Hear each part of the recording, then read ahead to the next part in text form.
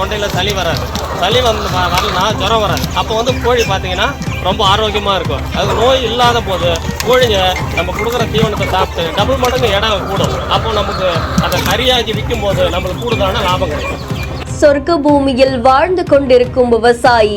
கோழிகள் வந்து ஆரோக்கியமா இருந்தால் தான் அந்த இறைச்சியை சாப்பிட்றோம். நம்மளுக்கு வந்து உடம்பு ஆரோக்கியமா இருக்கும். அதுக்காக நாங்கள் பார்த்தீங்கன்னா கறிவேப்பிலை கொடுப்போம். தங்க பொக்கிஷத்தால மாதம் 80,000 முதல் 1 லட்சம் வரை லாபம். கோழிக்கு வந்து எந்த வித ஆன்டிபயோட்டிக் மருந்தும் போடுறதில்லை, எந்த வித ஊசியும் போடுறதில்லை, எந்த வித சொட்டு மருந்தும் நாங்கள் கொடுக்கறதில்லை. அதனுடைய சுவையிலேயே, அதனுடைய ஆரோக்கியத்திலேயே, அதனுடைய பண்பிலேயே அதை நாங்கள் வளர்த்து மக்களுக்கு வந்து இறைச்சியாக கொடுக்குறோம். மக்களுக்கு நஞ்சு இல்லாத உணவு கொடுக்கணும். மக்கள் நீண்ட நாள் உயிர் வாழணும். நம்ம ஏதோ வாரம் விலை கம்மியாக கிடக்குன்னு கோழிகளை வாங்கி சாப்பிடாதீங்க. நம்ம என்ன சாப்பிட்றோம், நம்ம உடம்புக்கு என்ன தேவை, அந்த கோழி எப்படி வளருது, எதனால் உருவாக்கப்பட்டதுன்னு பார்த்து சாப்பிடுங்க. நீங்களும் நாங்களும் வந்து இந்த மாதிரி மக்கள் ஆரோக்கியமாக இருக்கணும், நோய் நொடி இல்லாமல் இருக்கணும் அப்படின்றதுக்காக நாங்கள் ஆரோக்கியத்துக்காக இதை பண்ணுறோம்.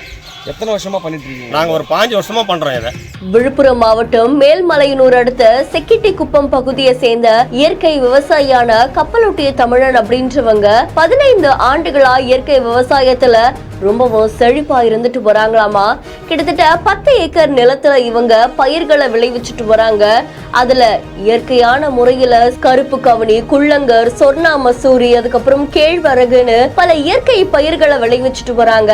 அதுல இன்னொரு பகுதியா 50 சென்ட் இடத்துல 500 நாட்டு கோழிகளை வளர்த்துட்டு வராங்களாமா. அதுல இவர்கிட்ட இருக்கக்கூடிய சேவல் 2 கிலோல இருந்து 2.9 கிலோ வரைக்கும் எடை கொண்டதா. அதே மாதிரி பெட்டை கோழிகள் 1 கிலோல இருந்து 1.9 கிலோ வரைக்கும் எடை கொண்டதா சொல்லப்படுது. முழுக்க அந்த கோழிகளுக்கும் சேவல்களுக்கும் இயற்கை தானியங்களும் கீரை வகைகளும் தான் கொடுக்கப்படுதாமா. இவருடைய நிலத்திலேயே துளசி, கருவேப்பிலை, நொச்சி, கொய்யா பழம், பல கீரை வகைகள்னு பல விஷயங்களை பயிரிட்டு வராங்க. இதனால அங்க வளரக்கூடிய அந்த கோழிகளுக்கும் சேவல்களுக்கும் அவரால் உணவு கொடுக்க முடியுது. அது மட்டும் இல்லாம அந்த கோழிகளும் சேவல்களும் இயற்கை முறையில பல மூலிகை வகைகளையுமே சாப்பிட்டு வளருதாமா. இதனாலதான் அந்த கோழிகள் எல்லாமே அவ்வளவு செழிப்பாவும் பல மூலிகை கொடுக்கறதால சுவையாவும் இருக்கிறதா சொல்லப்படுது.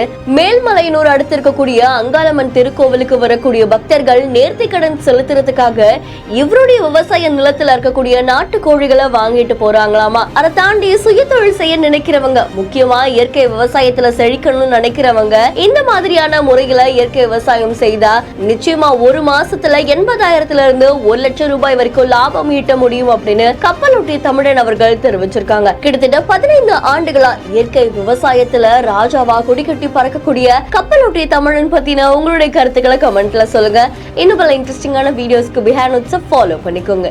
இந்த வீடியோவை வழங்குவோர் Medway hospitals presents behind notes Muthamazhai சின்மயுடைய லைவ் இன் கான்சர்ட் ஆகஸ்ட் 2ஆம் தேதி விஜிபி கோல்டன் பீச் ரிசார்ட்ல நடக்க இருக்கு. இதுக்கான டிக்கெட்டுகளை BookMyShow District by Zomato கின் ஆப்ல பெறலாம்.